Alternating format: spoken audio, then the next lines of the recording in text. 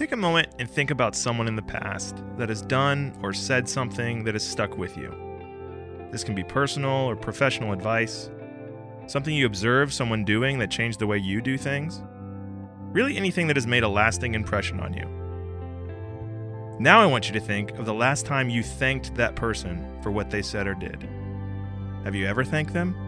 Think about this. This person has made an impact on you. So much so that it's the first thing you think about when asked this question.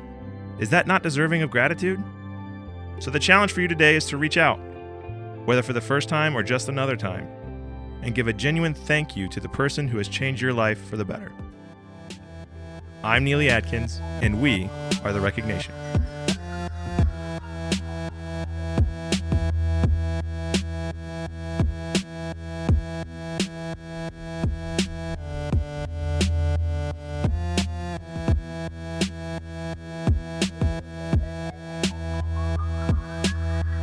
Welcome to the RecogNation. My name is Neely Adkins. I'm here with Kaylee Savona. Kaylee, how are you today? Wonderful. The sun is shining today. The sun is shining, Kaylee. The observant weather report, which you can rely on all the time here on the RecogNation podcast. Hey, we have a very special guest with us today, Andrew Bishop, the general manager of RecogNation.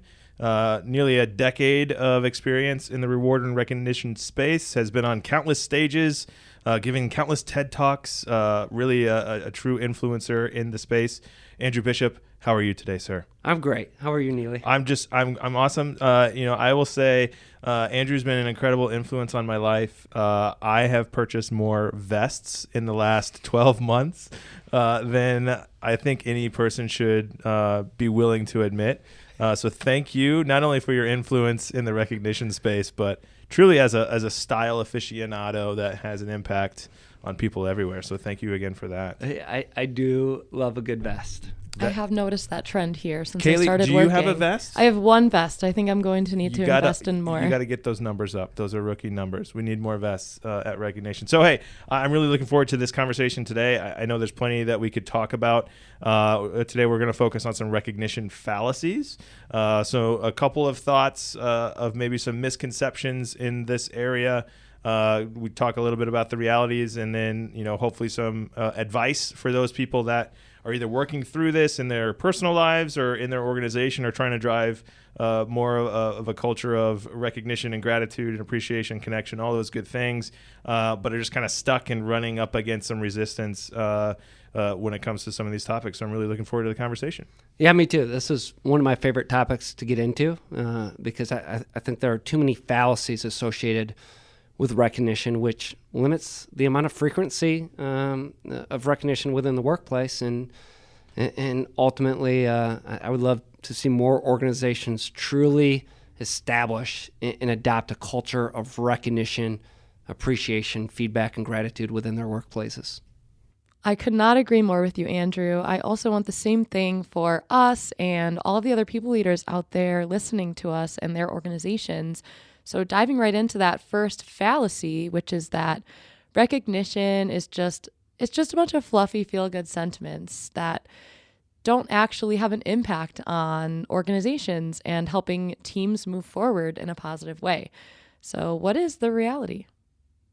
The reality is, and I think it's actually rooted in the definition of recognition, which is an after-the-fact display of appreciation.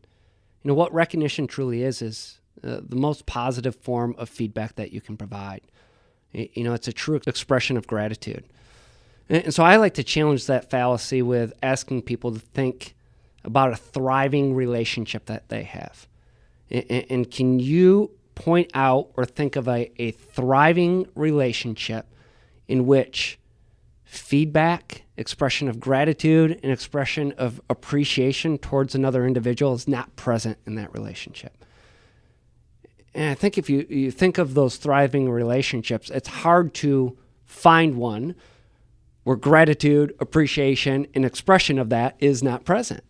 And so for me, recognition is not a nice to have. It's not fluffy, feel-good sentiments. Recognition is a catalyst to feeling high-performing and effective relationships in all aspects of life, both professionally and personally. It's mission critical to building relationships and strengthening a connection with someone. So recognition is definitely a must-have, and I'm sure that most workplaces are utilizing it to some extent. But do you think there are certain companies that aren't amplifying it to the extent they should be? Unfortunately, I would say the majority of corporate America is not leveraging the power of recognition and using it to its fullest extent. When we look at the dismal engagement stats that are presented to us by Gallup, it's an estimated 64% of the workforce is what they would classify as disengaged or actively disengaged. And one of the contributing factors to that is that people are craving more feedback within the workplace. They're craving more connection. They're craving more affirmation. And so, what we see in the data, and more so, I think what we're seeing with this great reshuffle or the great resignation, is the reality that people are not getting the feedback, the gratitude, the affirmation that they're desiring. And so they're jumping ship and looking for other places to land where maybe that is present. For too long, I think corporate America has gotten it wrong where we told people to check your emotions at the door. There's a certain way to act. There's a certain way to dress, a certain way to speak. Above all, let your performance do the talking. And we've basically said all we want is a black and white relationship. And that's a transaction. That's not a relationship. A relationship does have emotional connection, does have gratitude, does have feedback, does have positive affirmation built into it. And so based on the data and the trends that we see today, my long-winded answer to you is no. I don't think corporate America at large has gotten this right. That's not to say that there aren't great examples of companies doing this right out there in the workplace. We're certainly seeing a shift. I see more organizations talking about this. I think see it as a more frequent topic than it's ever been before. But what people are telling us is we're not being filled here, and so we're going to jump ship and look for another place to get filled. Yeah, a little bit of a tangential question, I guess. There's additional data. I think we all know it, that people don't quit their job, they quit their manager. I think it's kind of broad strokes to say, corporate America in general doesn't get it. Do you think there's, people leaders out there that are kind of acting independently and creating good relationships with their teams that are representing the things that we're talking about, are leveraging these best practices and recognition? It's just not built in to the culture or the framework or the processes or the requirements that maybe their entire organization is signed up to. But there are some good eggs out there that are leading high-performing teams. It's just there's no good way to amplify that behavior or show or demonstrate those best practices to make it more of a widespread thing in their organization. Talk about that. Yeah, absolutely. If we look at turnover, right, when we speak to turnover statistics or engagement statistics, we do look at that more broad brush or broad stroke. But within every organization, even organizations that have upwards of 50 or 60% turnover, which exist out there, there are microcosms or mini pockets within that organization where that turnover is not at the same rate as it is throughout the organization, because I do think there are leaders that get it, that know how to build strong relationships, that demonstrate vulnerability and provide feedback and affirmation, even if it's not the corporate culture, just because that's how they're naturally wired. And so, they could have a high-performing team culture within their department or within their direct team, which might not necessarily be reflective of what that organization's culture is or what we're seeing from a trend line across that organization. Just like on the flip side, there's organizations with low turnover rates that have great corporate cultures with maybe a bad leader or two in there that's not embracing the corporate culture, not adopting these best practices, and the turnover within that team, even though relatively low for the organization, could be higher. There's been a lot of research, and if we think through our own experiences, yes, I think your relationship and experience with your direct manager certainly is the number one cause on the employee experience and employees' happiness and engagement and bringing that to life. I think the best of the best companies, they have that culture piece right. They're spending the time investing in their leaders, creating the awareness, providing them with the proper tools and training on this topic to try to drive as much of a uniform approach to these best practices as possible. Yeah, and I think that bleeds into a couple of other fallacies, but I think it, rolls right into, fallacy number 2 being, that recognition needs to be expensive or an elaborate celebration or tied to a physical gift of some sort. We're having this conversation sitting on top of an 80,000 foot warehouse full of gifts that people are buying to recognize each other. So, I think it becomes even more relevant of a message coming from us that are in the business of providing those gifts. We'd happily sell you something, but what's the reality of, how do we make recognition tangible, but not necessarily expensive or elaborate? Yeah, it seems kind of a juxtaposed position for me as a leader of a recognition company that economically benefits from people spending more dollars on recognition programs and driving more awards and pushing more gift cards through. But I'll be the first one to tell you, even as a leader of a recognition company, that big budgets, tangible awards, gift cards, big dollars, fill in the blank, like that's not needed to positively impact or move another team member.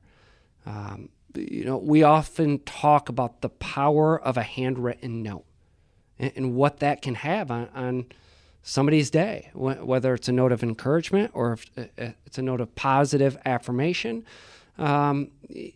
At the end of the day, we're craving feedback, and what recognition is that feedback. And so I don't necessarily need to deliver a gift card or a trophy or have a big budget to establish a culture of feedback, praise, gratitude, and appreciation or encouragement. And so I think that is a big fallacy. I think, and the reason I want to address that fallacy is because if you're trying to establish a culture of recognition, recognition can't just be saved for big expenses and big dollars and big budgets. So you can't buy your way out of it. You can't just buy your way out of it. And I don't want organizations, because if they don't have a big budget for recognition, to think that they can't positively impact or recognize or provide that affirmation and feedback to their team members. I don't want that to be a fallacy that's limiting what the intent of recognition is intended to do.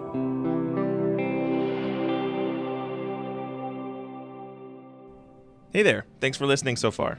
Just a quick timeout to tell you that we're all new here, and we're really looking forward to connecting with other like-minded people leaders like you that seek to create a more engaging and grateful culture at work. That's why we've created a group on LinkedIn as a place to share stories and information, engage in conversations, and to meet new people. The link to this group is in the episode description, or just simply search the RecogNation on LinkedIn. I look forward to seeing you there. Okay, now back to the episode. Jumping right into fallacy number 3, which is that recognition is reserved for only those special accomplishments and those big achievements or major victories. But that seems to be more of a traditional way of thinking. What is the reality now?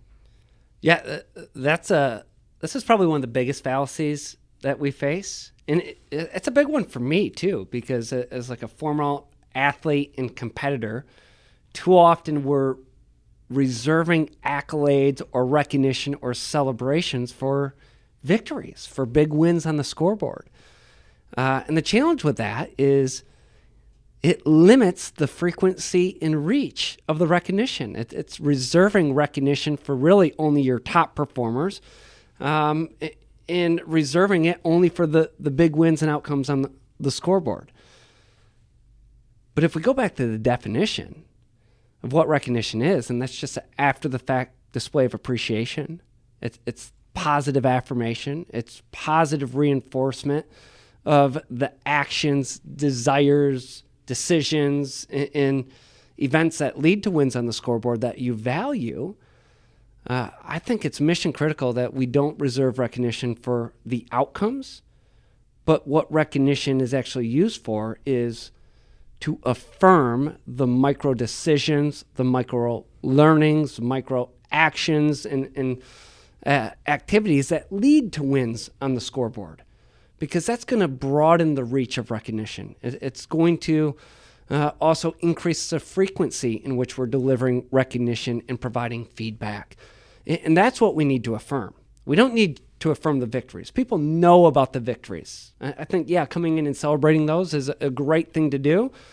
But where affirmation needs to be more present is through the process.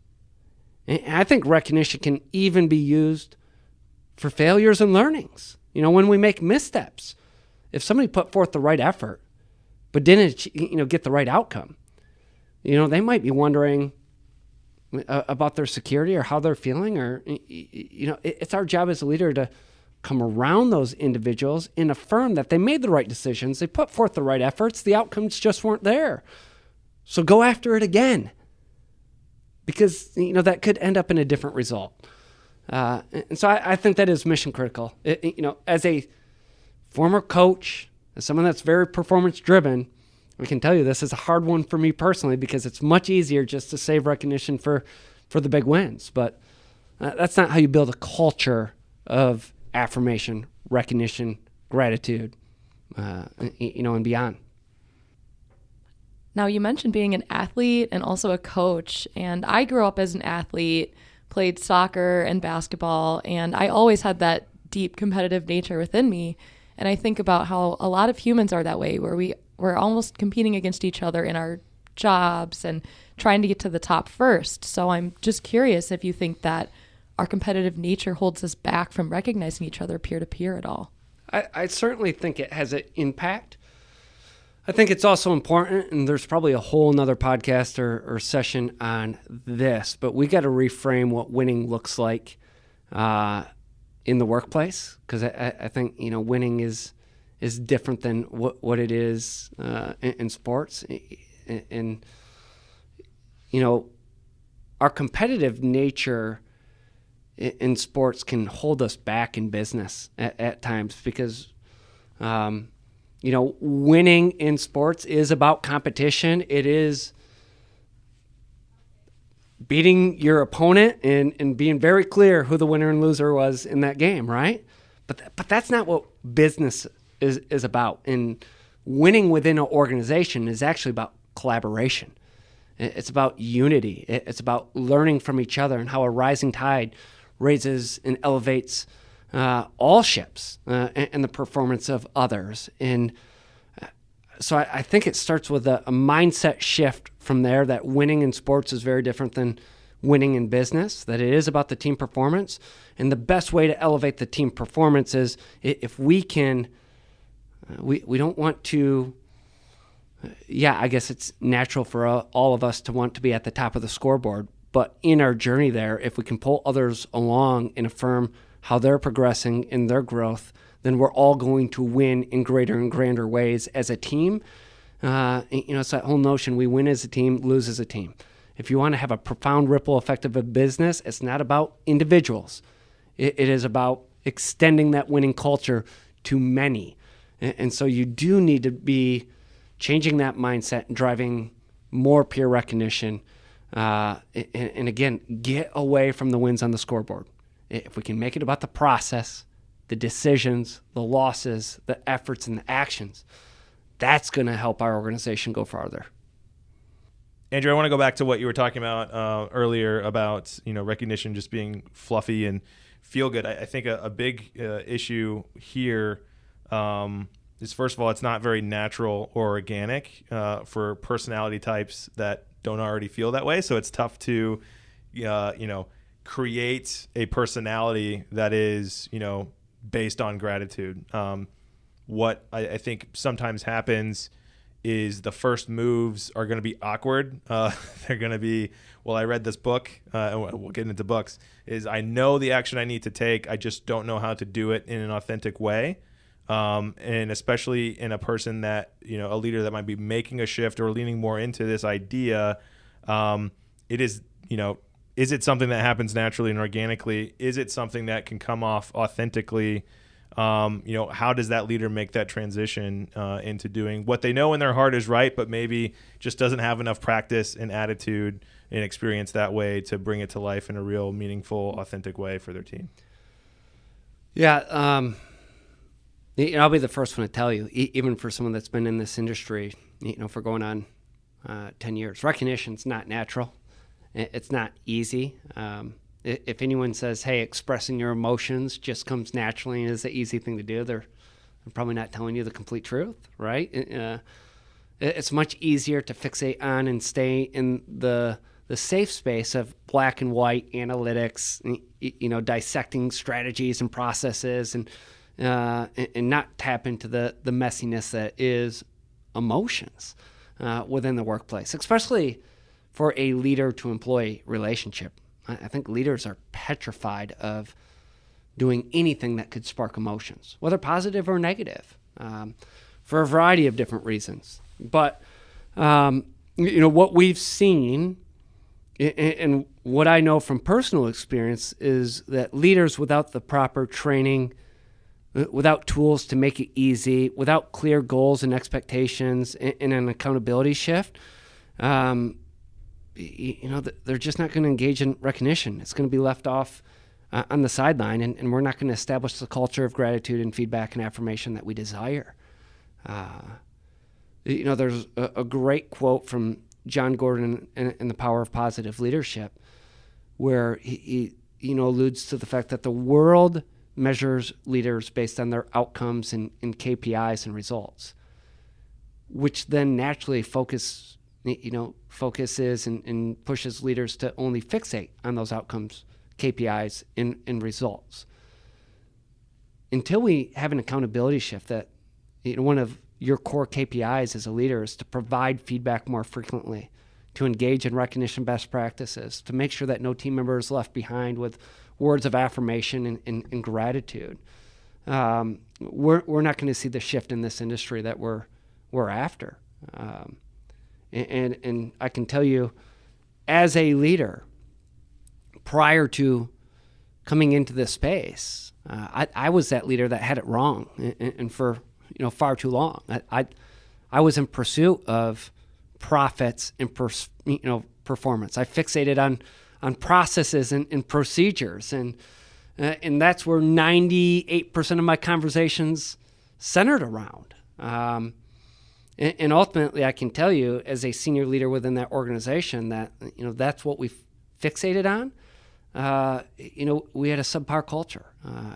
We didn't have a very engaged staff. We never reached our full potential as an organization because we were focusing on everything outside of the needs of our people. And what people need is positive feedback. They need affirmation. They need encouragement. They need to feel a connection to their work and understand how they contribute to the greater cause and the greater outcomes. And when you can truly prioritize your people and prioritize those activities and make it an expectation for leaders and equip them with the proper training and tools, only then will you start to see your culture of recognition change. It's not natural, and it's never going to organically just occur or happen on its own. To counter that, we talked earlier about, organizations aren't just able to buy their way out of this situation, right? So they identify they have a maybe lacking culture. They want to make some improvements. So I'm just going to throw money at the problem and hope that it happens. Is the same to be true about, hey, I bought the tools, I bought the platform, I subscribed to the thing, I have provided you with all the resources. Now it's like a miracle grow, and now here comes our thriving culture. Like, what kind of investment is needed by the people in an organization to bring this thing to life, to leverage those tools and resources, to leverage that training? How much responsibility lies on that frontline manager to actually bring this to life, to even come close to having an impact on culture? And a lot of the businesses and customers that we serve, I often say, it doesn't matter how great the tools are or how great the communication strategy was or the rollout. Like, we live and die, or the program lives and dies by the frontline managers and their ability to change their behaviors, adopt these new best practices and live it out and bring it to life.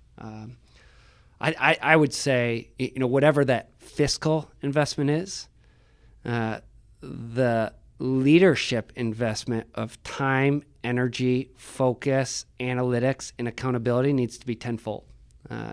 That's how you establish a culture of recognition. That's how you change behaviors. It's not a set it and forget it strategy. This is an ongoing journey that never stops. Every new leader you add, they need to come into a curriculum of what the expectations are and be trained and have their hand held in this journey as you bring this culture to life.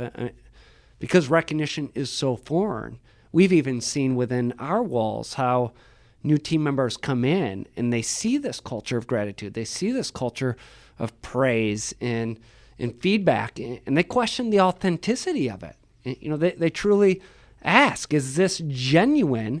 Because they haven't seen other cultures like this before. Is it just for show because we're a rewards and recognition company? And over time, they develop connections and relationships, and they get a sense for like, oh no, this truly is genuine and authentic. And only then do you start to see them engage and replicate the behaviors and start to be additive to the culture and engage in those practices. So it's a continual journey that requires constant work and effort, that requires constant attention to the data and analytics so that we can coach up leaders and managers and help them progress in this. We've talked a little bit about that role of those frontline managers to kind of jumpstart that culture of recognition. And I do believe that is at least partially true. It is on the leaders to kind of set the groundwork, lay it down. But that final fallacy is that it's not solely the role and responsibility of leaders. So what is the truth?